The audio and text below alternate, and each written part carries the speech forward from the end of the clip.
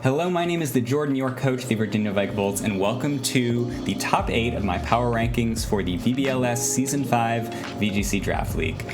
This is the Brilliant Diamond and Shining Pearl format, so it's the poor man's format. A lot of mons and tools are not available, so all of a sudden Electivire is a huge threat.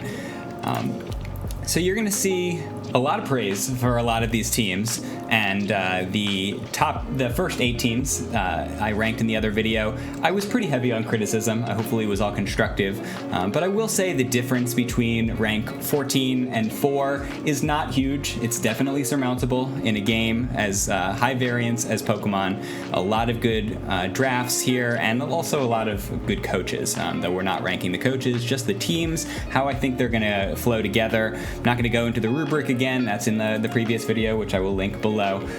But let's get into it. We have, in rank number 8, the Philadelphia Ashwoopers, coached by OMG It's Daddy.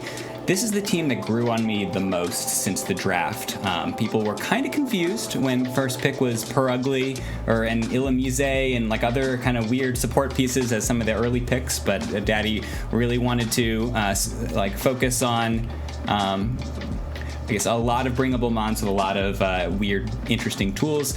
Daddy in general has a kind of weird stuff, draft philosophy, experimental, and I think a lot of people realize, hey, this team actually has a lot of threats. It has a lot of power in Typhlosion, Electivire, I don't know, PZ, of course. I think the draft was kind of going in weird places until they got PZ rather late in the draft, and I'm like, oh, this is so good. They have such a powerful attacker now. But of course, Cresselia is an entire problem in itself, one of the most overpowered mons in the BDSP format, very hard to take down, requires a lot of prep against it. But the more you look at this team, the more you see functioning modes and how this team can come together into win cons if Daddy's able to pilot it well. There's a solid TR mode here. Trick Room from Cresselia is very, very hard to stop, particularly when it has Mental Herb. You really can't get through Cresselia in one turn with much. Particularly, they have Redirection, they have Fake Out, so you're getting, Daddy's going to get TR multiple times if he wants it. And Camerupt is a pretty good sweeper in TR.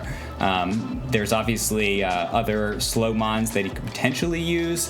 Blossom, Bastiodon, I don't understand. I don't think it's a good mon at all, but other things with Iron Ball. The point is, Daddy's speed control is flexible because he has such great access to Trick Room in Cresselia and occasionally in Porygon Z, and such good support for it. You see, the more you look at this team, a pretty viable Sun mode here. We have Prankster Sun from Illumise and Typhlosion. Eruptions in Sun are devastating, and it's pretty fast at 100. And then you have in Trick Room, the Sun supporting Camerupt is pretty good. We have a Chlorophyll user, so Prankster to set Sun, and then immediately Blossom is fast and can put you to sleep. So that's something you really have to watch out for, and we don't have safety goggles in this format, so pretty tricky. Togetic is a relatively good redirector. There's no Eviolite in this format, unfortunately, but it's still pretty good at tanking hits, particularly ground hits. That would be going for this team's 4 ground weaknesses. I'm jumping ahead to concerns, but there's a limit to how much Togetic and Cresselia, who is immune to ground moves as well, can protect all these ground weaknesses, because a lot of the ground moves in this game, in this format, are Earthquake, and so they'll hit through Redirection. But if you just think about the offense here, this is really, there's a lot you have to worry about here. Like really strong normal hits, you want Rock and Steel and Ghost. Steel is going to be covered by Typhlosion. Electivire covers basically everything with Electric and Ice Punch and a ground move. It's just, it's a pretty good mon, and we have this PZ can discharge to give Electivire like speed boosts. Daddy said, Luminion's really good, y'all. Just you wait. And I'm starting to be a believer. I mean, you have to see it live hits sometimes, but it's a relatively fast Tailwind setter, Soaker for Electivire, and it's just got a fair amount of good tools, so good find there. I will say that this team is pretty heavy on special threats. I think the Porygon Z requires more focus than basically anything else in this team, and so maybe you snarl down this team, deal with the Cresselia trying to set up, which doesn't really have a physical move pool, and Porygon Z pretty well through redirection with Snarls, so this team might be weak to Snarls. The team is relatively clumped in the middle speed tier, so while the Trick Room mode is good when Camerupt is good, when Camerupt isn't good, when there's a Slowbro on the opponent's side of the field that can beat the whole TR mode, then this team will actually struggle to win in TR. They will be able to just unset it whenever they want with Cresselia, but it's just something to be worried about. And this team's relatively fast, I mean, particularly with Prankster T-Wave, but there are some matchups where this team could get overwhelmed before it sets up. Sukaba in the previous video has a very kind of fast, aggressive team, and that might pose a problem for this kind of team, but we'll see. But very interesting team. I appreciate experimental drafts that try new things out, and I think this team will be pretty successful. Next, we have Bardo and the New York Aqua Jets. Welcome to the league, Bardo. Bardo knows his mons because he, with the first pick in the draft, grabbed Clefable, a winner mon if I ever saw. Clefable, all she does is win, win, win, no matter what. And Blaziken, very, very strong in this format, and Hariyama, and Luxray. Wait, Luxray is not supposed to be on this team. Just one moment. Okay, yeah, Luxray is on this team. I thought it was on a different team. But Luxray's pretty good with Intimidate and also a win con with Guts if you can support it with Redirection. Do we have Fake Out? I hope we have Fake Out on this team. I would be sad if we didn't. Hariyama Fake Out. So that's a Fake Out Trick Room setup that's pretty hard to stop, and Hariyama a devastating Trick Room sweeper. So I'd say the top half, the mons I've mentioned already, really, really quality. These are quality pieces, really, really great, and I'm kind of amazed he got quite as many of them on the same squad, because this is the poor man's format where there's just not a lot of great mons to go around. All of these mons are pretty well protected by Clefable. I'd say Earthquakes might be able to beat the Blaziken through redirection, but there's not actually a lot of ground weaknesses on the team. Never mind, there are. But, well, it's like Geodude. Who cares about Geodude? But Clefable does protect Slowbro, which can set up Sweep, Hariyama, which needs to get a Gust boost to Sweep, and Guts on this one as well. You maybe want to set up safeguards against this team, because there are 2 Guts sweepers that really want to get burned. So something to think about. But there's a lot of setup potential here with the Clefable. There's just a question of like how slow this team is, like very naturally slow. Blaziken provides its own speed control with speed boost, so that addresses like one of your mons going fast. Altaria has Tailwind, I assume, still in this format, yes. And we've got 2 good Trick Room setters here. But this team seems pretty dependent on Trick Room in order to go first. There are some win cons where you don't need speed control. I think it's incredibly important, but you can just outdamage your opponent. And so I think mons like Clefable, Hariyama, Slowbro don't necessarily need to go first to be effective. But this team is very slow. Like it's 84 as your fastest mon is not good. They have to play catch up. Do they have Icy Wind? No Icy Wind. But they'll have to set Tailwind to win in fast mode a lot of the time. If we have... Yeah, I wish we had more ground immunities so that we could bulldoze. But we don't. So this team is... The better it can utilize Trick Room, the better it will be. The better it can set up effectively, the better it will be. But a lot of potentially strong tools here. I think Bardo's going to have a good first season in VBL. Next, we have Braff and the Libertyville Luxray. Braff also did a theme this season. This is the blue team. It seems pretty obvious. Most of these mons are blue, with the possible exception of Rotom. And this team, if I didn't tell you it was a theme team, you would say, oh, this is just a good team, right? It has Salamence, Rotom Wash, Bronzong, Snorlax for the incredible Trick Room mode, and then a Tangela. Those 5 by themselves are a whole team. They have big numbers. Salamence with, 130, 135 attack. Rotom with setup sweep and only 1 weakness. Really, really good. Snorlax with a lot of setup potential and great stats overall. Bronzong, very hard to take down. The difference between some of the teams I ranked in the bottom half and this is just they have one or two more really strong Pokemon. There's not a lot to go around in this team. This team starts to fall off after you talk about the 5 that I talked about. I mean, Toxicroak's pretty good. Azelf can do fast offense, but I really don't see what Kulava is doing. It was probably cheap. Cranidos is actually pretty good for the price. It was very cheap, and it does have 125 attack despite being a Babymon. But Fanfi I don't really see doing anything. Carvanha doesn't really cover any new niches because it can speed boost, but after one speed boost, it's only as fast as Azelf. So if you're trying to outspeed the Azelf, you'll kind of deal with Carvanha for free. Just not a great mon, unfortunately.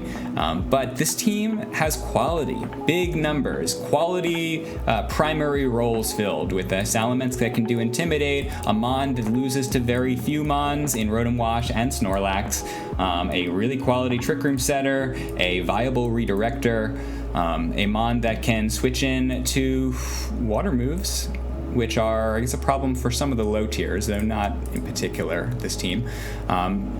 I will say the only things that aren't super strong about this team are kind of the synergy with Tangelo, right?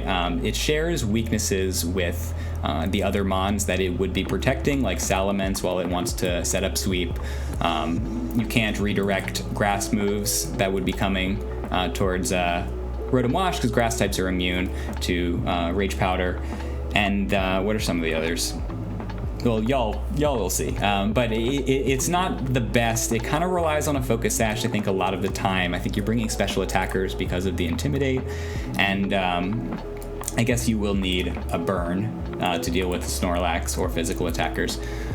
But yeah, the only other concern I have is that some of these Mons are not really viable. And so, most of the time, these 7 are the Mons you got to worry about.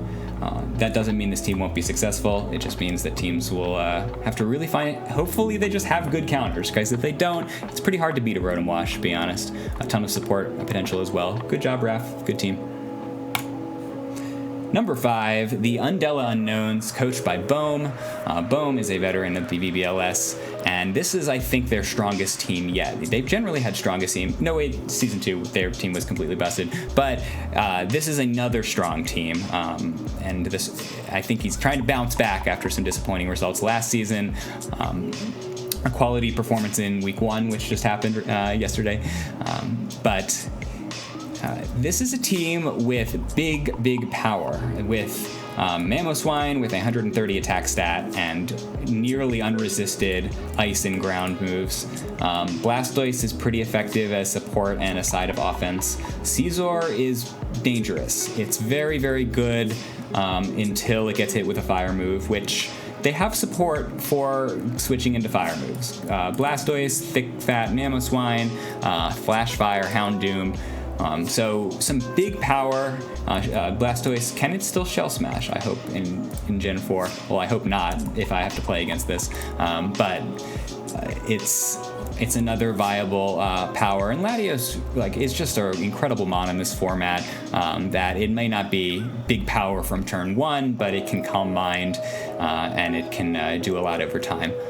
So Defiant on the Primeape really protects their big power.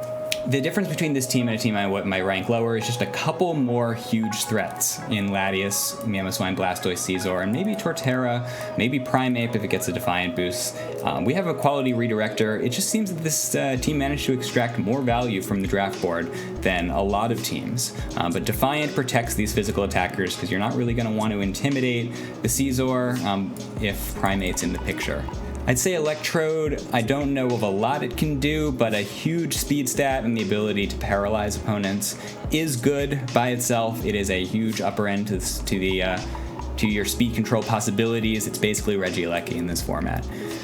So a lot of bulk and support, Latios, Blastoise, etc., and a lot of power.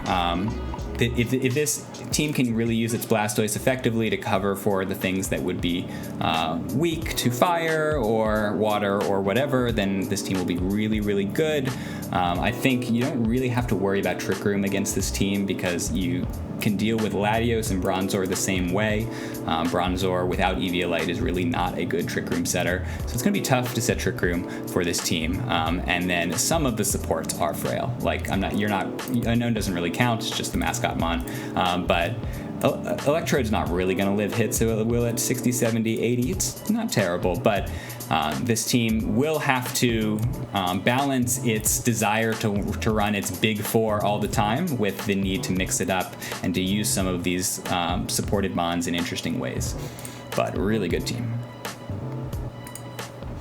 Number 4, the Intelligent Leon, coached by Electric. Electric is a new coach, though not new at all to draft leagues. A huge veteran of draft leagues, came over from the SPS. And this is a great team. This is a really great team. It's my opponent in week 1, so I've delved into the options, and just the overall power level is quite high with Latios, devastating sweeper or setup sweeper or support mon, Gardevoir, powerful fairy type with Moonblast, a 125 special attack. Breloom has 130 attack and Spore. How do you beat both the potential to OHKO you and put you to sleep at the same time? Seems pretty tough. Vaporeon was high value, mid-tier water type. Pretty good stats for this format. Hippowdon very good with 3 ground immunities, so you can just spam Earthquakes anytime you want. And this team just has quality. It has high value picks, strong attackers, strong defenders, with a few noticeable exceptions, right? Your Follow Me bot is a Focus Sash mon. It's really no bulk at all. Sneasel. Rotom doesn't have much survivability. But quality tech, quality offense, quality defense. Can we just move on? The only thing I could say about this team was that it was kind of special dominant, and bringing Snarls against it seems pretty good. But this team's very good. If Skarmory has any ways to boost its offense, like Bulk Up or something, then it's another thing that has few counters that you're going to need to deal with, in addition to Breloom and Gardevoir and Latios. Just a lot going on in this team. Wish me luck in week 1. Number 3, the Waterloo Wormadams, coached by Steve. Steve is back to full power after running a number of challenge and theme drafts over the past couple of seasons. This is a draft that is just, the theme is good Pokemon, and there are a lot of them. Steve has 3 Fake Out users in Raichu, Jinx, and Ludicolo. Fake Out's the best move in the game. He's the only team besides me to have 3 Fake Out users, I believe. I'm pretty sure. And a really high-functioning rain mode in Ludicolo, Pelipper. Ludicolo is probably the best Swift Swimmer in this format. Pelipper is pretty good. You know, it's generally been overshadowed by Politoed in Sword and Shield drafts, but with the right protection, which I think this team has, or just a Focus Sash sometimes, Pelipper is strong, and it has Tailwind and Wide Guard. It's a decent mon, and with a Lightning Rod, pretty good. I'm happy with Pelipper here, and Jinx, which absorbs water moves that might be coming to try to beat this team. And Cradily, which is a little odd with Rain, right? Because you don't want to have your own water moves redirected, but if he's running Surf, then it's very good. But this is a team with excellent disruptive tools, with the triple Fake Out, with a pretty good Trick Room setter, and a Trick Room setter that threatens to do other things. And Jinx can put you to sleep, can do power, can do speed control with Icy Wind. So they have good disruption, particularly the Weezing. Weezing, I said, was on someone else's team in the previous video. That was actually Muck. It was fine. It didn't really affect that team too much, but it's great to have a Weezing on your team, particularly when you have a marquee abuser of neutralizing gas with Slacking. Slacking is ridiculously overpowered stats at the cost of normally only being able to move once every 2 moves, but Weezing can turn that off. So pretty tough to deal with those 2, and also deal with Ludicolo, and also deal with a Trick Room mode that has Steelix is pretty tough to beat. You want to throw your Scalds into Steelix, but there are multiple water absorbers here, so pretty tough. So we have Slacking, Weezing as win con, we have Rain as win cons. I can clearly see how this team comes together. Even the value picks, the low tiers are pretty good. Snubble with Intimidate. Bagon has an attack stat, right? I hope. Not really, so we'll just ignore that one. But power with rain. And the only concern I have is if this team doesn't control the weather, then it's significantly less powerful, right? Ludicolo and Pelithra are not powerful unless rain is up. So it's only slacking. If you can burn the slacking and you have sun, then that's a good recipe to beating this team. Now, Steve has options with this team, but if they can set up properly, if they don't get, I guess they need to protect the first fake out turn, and then they need to overpower the Pelipper or Jinx before they get to do much. Seems like a tough task. Steve at full power, sight to behold. Number 2, the Cincinnati Minchinos, coached by James Dalton Bell, JDB. This is a team that most people in the initial, post-draft hype, people put it mostly in the top 8, but nobody has put it as high as I am here. I think the more you look at this team, the more exciting it gets. This team has a lot of speed. With the Crobat, 130 base speed Tailwinds, and Jolteon at 130 base speed. Not great that they share the same speed stat, but both very threatening. They, you beat them in different ways, and they're both really fast. So Crobat gifting Tailwind to the rest of the team. The mid speeders like Heatran and Feraligatr love the Tailwind, and you can't fake out Crobat, so it's pretty guaranteed that it's going to get the Tailwind off, and this team is very fast and aggressive. Not only is it fast up front, but it has the speed control, not just the Tailwind, but we have... wow, actually it's mainly just the Tailwind, but the Tailwind is incredible here. We have a couple of Bulldozers with 3 ground immunities, which is pretty nice, and some mons with their own innate speed control, like Speed Boost Sharpedo. I didn't love Carvanha, but Sharpedo is sufficiently better than Carvanha that I can see it as a real threat. And we have a fast fake-out mon. I don't think Ambipom's particularly good. It doesn't have its wonderful skill link, Rock Slides, or Bullet Seeds in this older format, but it does have Technician fake-out, and so that's something. So you're trying to disrupt this team, but you're going to have really trouble outspeeding Ambipom, and so you're going to lose fake-out wars. You can't fake out the Haunter. Haunter protects Heatran incredibly well. In general, there's a lot of support for Heatran, which I really like. James may be taking a page out of my playbook for playing Heatran, which is not to double up on its weaknesses. The only water weakness, the only ground weakness besides Jolteon. Fighting weaknesses are a bigger problem, but... Haunter is immune to fighting and ground. Very good complement to Heatran, and it's a legit Pokemon in this format. I really liked using it in SPS Talonflame because it has power and speed. It just dies immediately, but just don't die. Just don't get hit, and you won't die. If you have enough aggression, this team can really use its power effectively. Feraligatr Shield Force is very good. There's just an abundance of good offensive threats here. There is Carnivine is Rage Powder, right? So we have some support for this. Where would we put that? Rage Powder. Oh yeah, Carnivine has Rage Powder, so it can protect your key threats. Not Feraligatr and Sharpedo from Grass Mons, but in general, it's better than not having Redirection. And Heatran is just bonkers, ridiculous stats and typing and ability and everything else. I will say that this team, for the first time, James' team tends to build defensive teams, but this team is pretty aggro. It's like very, very aggressive. It wants to either set up Tailwind or Trick Room and then just sweep. Choice Band, Feraligatr or Life Orb, or just Specs Heat Waves, or Scarf Heat Waves, or Life Orb Heat Waves. And then Haunter and Jolteon with power as well. So it is a fairly volatile, like Sharpedo's going down to 1 hit, Haunter's going down to 1 hit, and these Tech Mons are not great in many cases, like Ambipom and Carnivine, and Tuff's okay, but Cast Form's not really doing anything. It was just the last pick. But yeah, I didn't even mention Medicham with pure power, double power. So there's so much power here that's coming from different places, and that's why I think the team will be a very effective offense team. Requires good piloting, but you'll see in James' videos, clearly knows what he's doing. The number 1 pick my number 1 pick on the VBL-S Season 5 is the San Francisco 40 Grimers. Jace, another new coach, but definitely not new to Draft League, came over from SPS and other leagues. this is a proven team construction. Jace helped a friend of ours in SPS draft a team that had Torkoal, Swampert,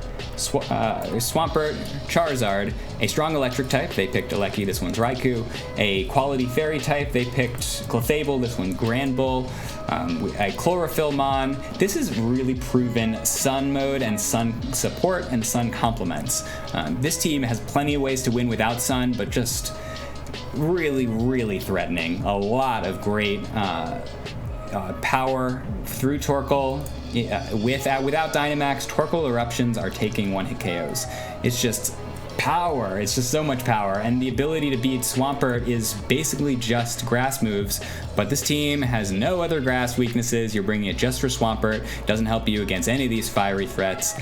This team has amazing speed control with Driftblim, Tailwind. It's trickier because you don't have like auto terrain to trigger seeds, but there's plenty of things you can do with like setup Calm Minds or other kinds of like weakness policies not in this format, but things you can trigger with priority moves and whatnot, like Water Move, Absorb Bulb. Sure, but then it's unburdened. Does it weave Aqua Jet? It doesn't matter. Yeah, I believe in Jace. Jace is a very good coach. And I know I had to put this team number one because I know how good it is. The team that this was based on made it to the finals, and this is just a track record. This is not to say that Jace did not put a lot of interesting spins on this. I liked the Riolu Follow Me as a cheap Follow Me option. I really do like the addition of Driftblim. Zangoose is a real attacker with Toxic Boost. Raikou, amazing in this format. And I just loved how Jace went about this draft, where he first picked Raikou because it's in high demand overall, and then went for Granbull, noting that there's just not a lot of good fairies in this format, and he kind of triggered a run on the fairies to the extent that one round later I had to pick Mr. Mime or not get any fairy at all. I wanted Mr. Mime. I loved Mr. Mime. A ton of moves, but he went for the Granbull Raikou as his first two picks. He had the wheel, so two picks back to back, and then he went for Torkoal Swampert, and all of a sudden this team got ridiculous because Torkoal Swampert is an incredible combination. Loves Trick Room or just loves outpowering your opponent. Swampert, amazing setup with Bulk Up, good support with Yana and Wide Guard, just an incredible Pokemon. So I can say incredible Pokemon about half of this team, and I can say I understand why this is there for the other half. This team can definitely play the disruption game. Like, it can annoy you a lot with lots of T-Waves, Snarls. I don't know if Snarls is on this one anymore, but they have Wide Guard, they have Helping Hand, they have Follow Me, they have Screens, they have a little bit of everything, and so you could prep for an entirely different version of this team than the one that comes. And Jace is going to be very flexible with what he can bring each week. And that's really all you can ask for from a draft squad.